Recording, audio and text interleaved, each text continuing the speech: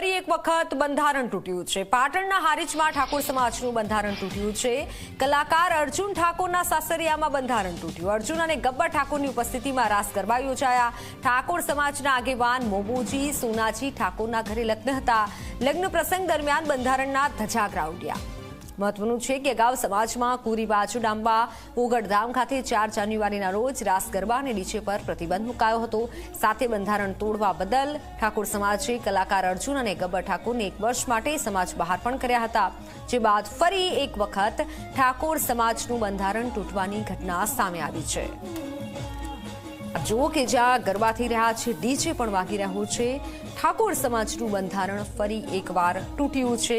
પાટણના હારીજમાં કલાકાર અર્જુન ઠાકોરના સાસરિયામાં લગ્ન પ્રસંગનો માહોલ હતો અને લગ્ન પ્રસંગ વખતે આ રીતે ડીજે રાખવામાં આવ્યું હતું, ગરબા રાખવામાં આવ્યા હતા। બંધારણના ધજાગરા ઉડ્યા હોય તેવું લોકોનું કહેવું છે। ઠાકોર સમાજનું બંધારણ જાન્યુઆરી મહિનામાં બનાવાયું હતું।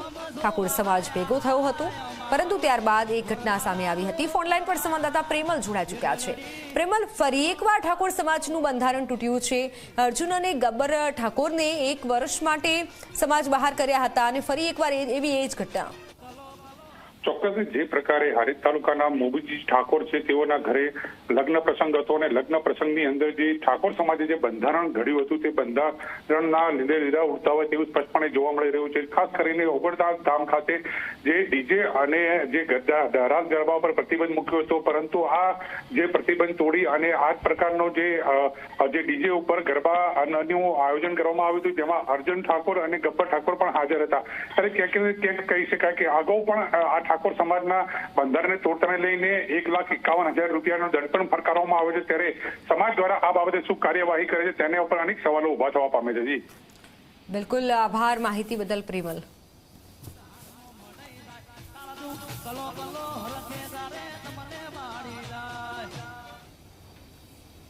વાત હવે